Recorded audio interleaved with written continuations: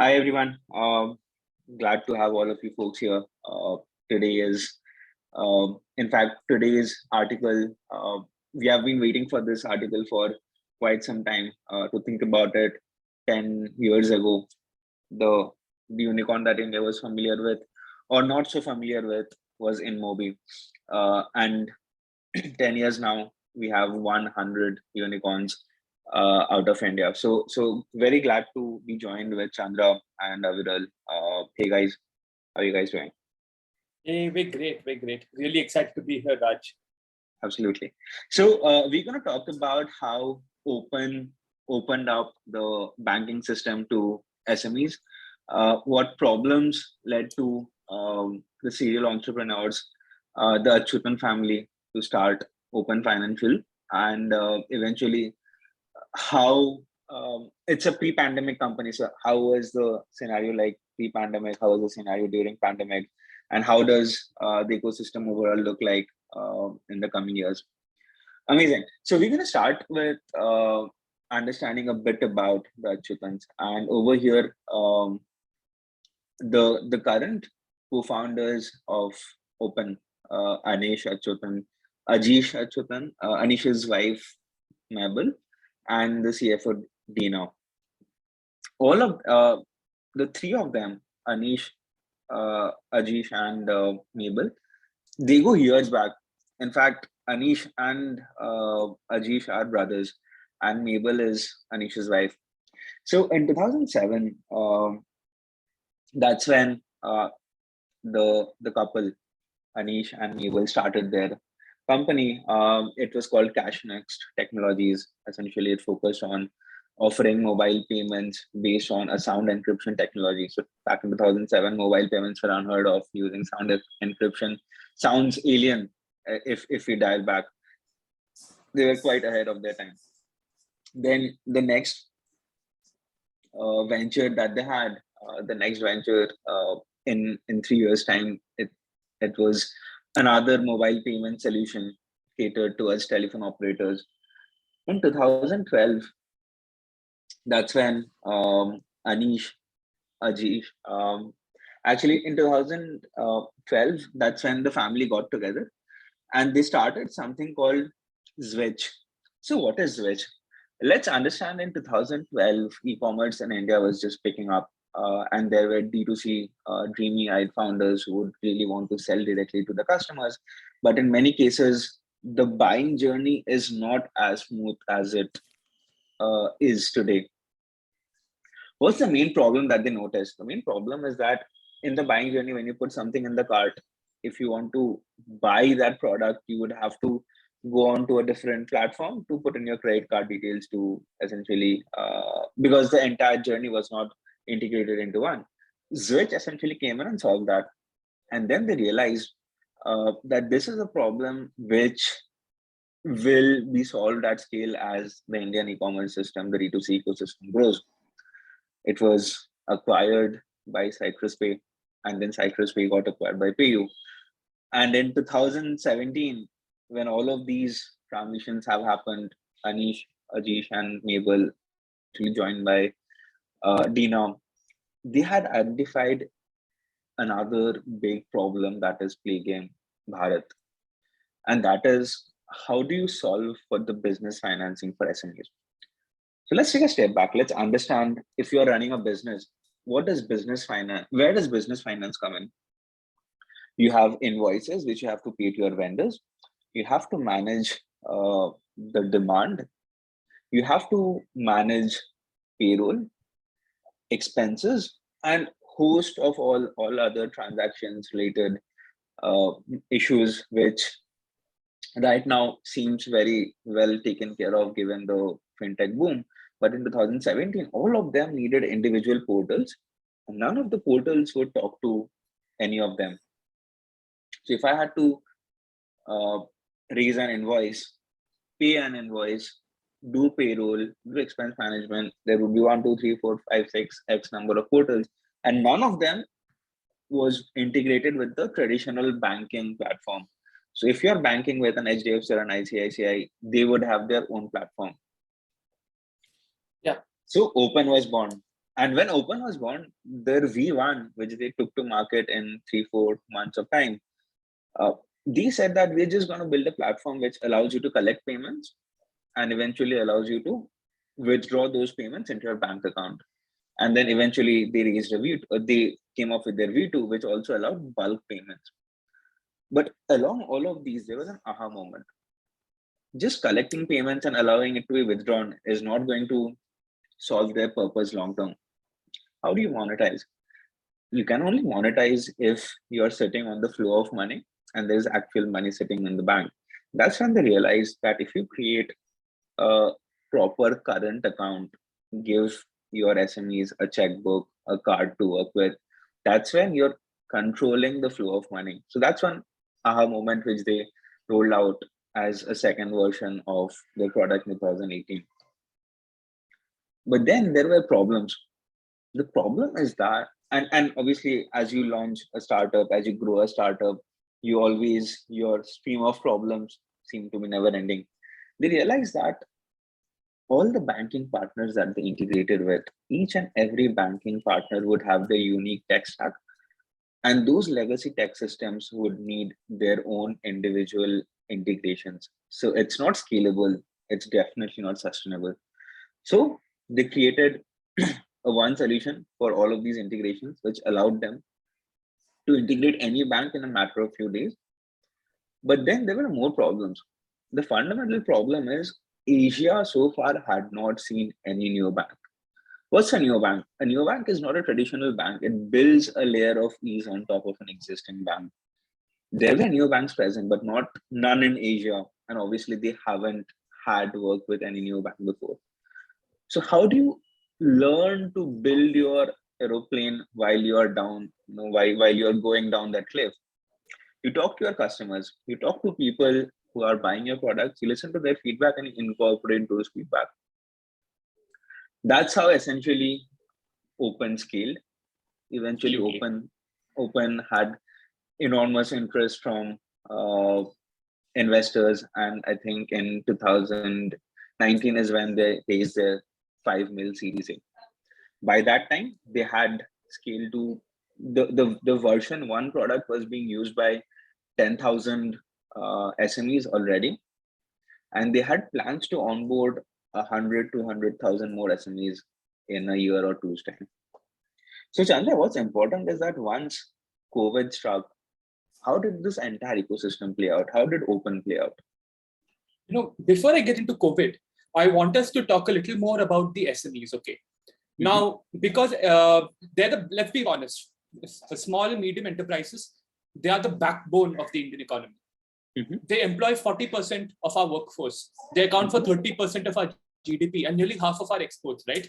But at the same time, they only account for 6 or 7% of the formal credit share, right?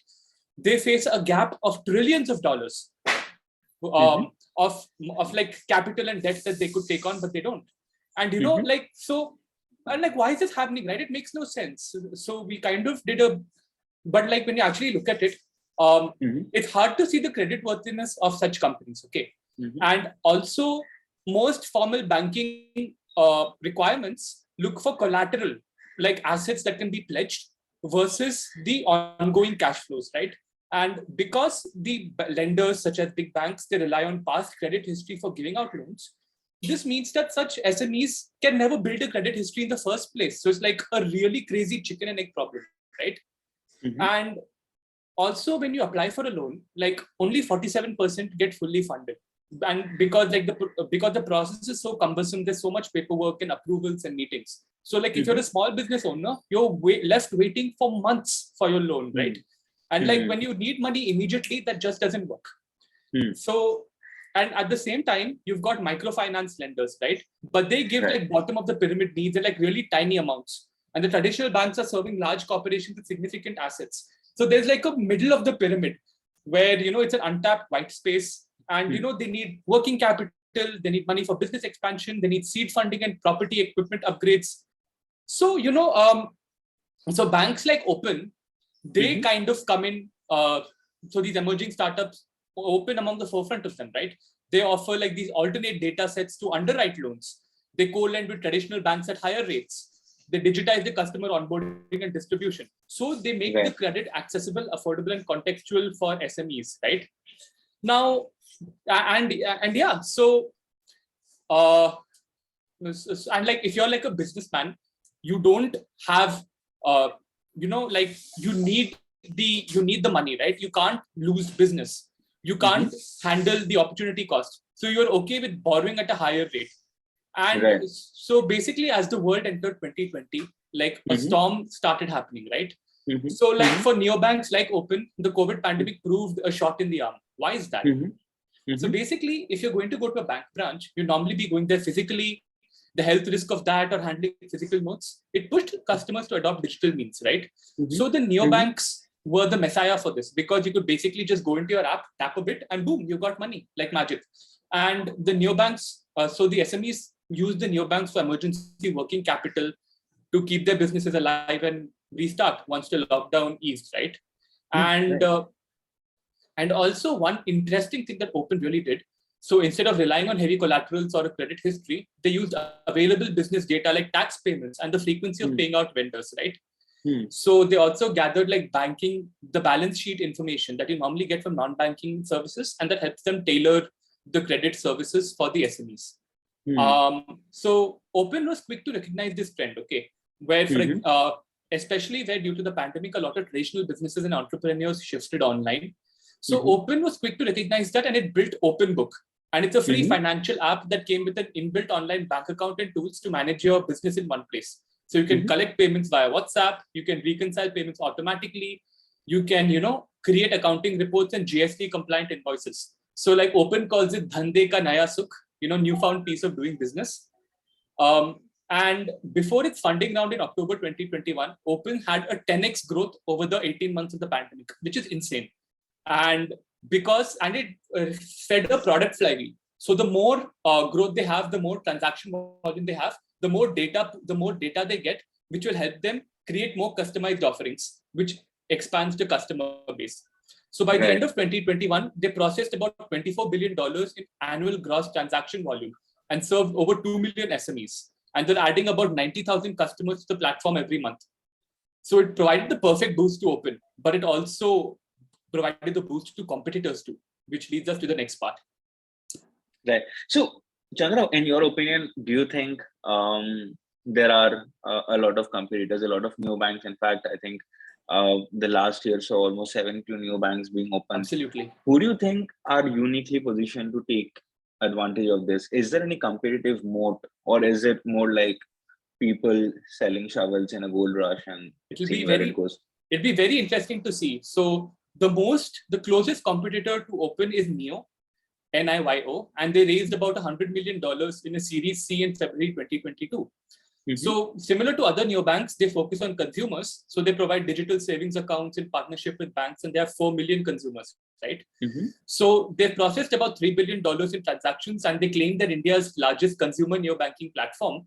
But don't let that consumer focus throw you off, okay? Because they're doing some very interesting B2B work too.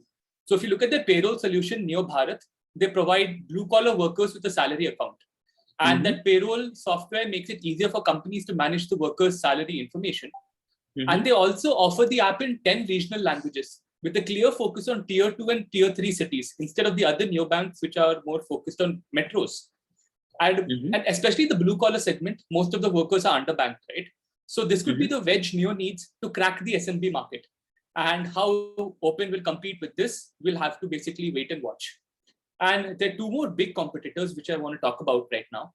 One is Instant Pay, and they have about 1 million daily transactions and above 10 million active consumers. And they've taken, similar to Open, they've taken a full suite approach with solutions for retail consumers and SMEs, and also an API banking platform for developers. And the other one is Razorpay X, which raised $375 million back in November of last year. They claim to service 25,000 Indian businesses, but they offer more kind of a slightly more upmarket, and they're aimed at startups. So they show off that they have clients like Upstocks, Rupeek, ShareChat. They show that they have a corporate credit card. So, there's and apart from them, there are a lot more neobanking companies trying to get a piece of the pie. So SBI Yono is trying to come into the trying to step into the space. So is Paytm and Amazon. But but the most interesting strategy, we shouldn't just look at creating solutions for B2B. What's really interesting is what Open is doing, that they're trying to create infrastructure and rails for banking in India. And that's what we see as Open's unique competitive moat. Very interesting, given that banking as an industry is very, very traditional in its approach. Absolutely. In fact, when you spoke about SBI, the meme that goes around is that whatever you go for, you come after lunch ke baad aana. And Yes. And given that they are going ahead with SBI, pushing it into the neobanking, it tells us tons about the shiver that these new age neobanks have sent down the spine of all Absolutely. the traditional banking partners. And at the same time, we also see a very clear demarcation emerging slowly. Razorpay X focusing on the startups as well as the upscale, the enterprises, the mid market and the enterprise. And at the same time, you see an Open which is focused mostly on MSMEs and SMEs. And at some point of time, people would obviously want to cross over to each other's territory. It's going to be very interesting how that works out. Obviously, Razorpay being 8-9 times as huge as Open at this point of time, but then if you think of it, SBI is even more manifold bigger than any of them combined. So very, very interesting times ahead. There is also a play by major institutions, retailers, merchants, where they would also want to have a piece of the pie of the entire lending market. Absolutely. Do you think there are examples? Do you think it makes sense? Oh yeah, absolutely. And this is the most interesting part of Open's model. Okay, so you heard that story, right? You give a man a fish, he eats for a day. Teach a man to fish, and he can eat for a lifetime. In this case, the man is a bank. The man is a small company, and the fish is the infrastructure needed to become a neobank. Sorry for the terrible metaphor, but basically, what Open is doing is that it acquired a neobanking startup called Finin for $10 million in December 2021, and they want to use Finin's infrastructure so that anyone can provide consumer-focused neobanking offerings under their own brand names. They also recently launched a service platform called Switch for Fintech and enterprises. So it's like a no-code embedded finance platform that lets brands and fintechs have a drag and drop interface so they can provide fintech services quickly, right? So there are a lot of non-fintech businesses that want to embed financial services like bank accounts, card issuance, payments, and lending in their existing products, right? And so what Switch does is that, you can give your own cards, you can hold a bank account, we'll do all the work for you. We'll do the banking partnerships, we'll do the compliance, we'll do the technology with our network of partners. But if you're digitally savvy, if you want more control, you can even use our full stack APIs and integrate, right? So, they're playing a completely different game now. There are a lot. It's almost sort of setting up a Shopify storefront for all the lending partners. Absolutely, so they're competing with Stripe, they're competing with Setu, they're competing with Decentro, Hyperface, Card91. There's so many startups they're competing with, and so every company wants to become a pseudo fintech in the future, right? So if you look at the news worldwide, Walmart, IKEA, Walmart announced it's building out a financial services offering with a financial technology investor called Ribbit. IKEA purchased half of its banking partner. So this is one big trend that's coming in the future, and Open is trying to position itself to take advantage of this. Interesting, amazing. We will look forward to seeing how Open opens up India's banking system to the MSMEs and the SMEs. Absolutely. But it was lovely talking to you, Chandra, and likewise. For all our viewers, stay tuned to all our ajvc different products. We have got podcasts, AMEs, we got markets, and do give us a cheer in any of your social media handles, and obviously like, share, and subscribe. See you soon.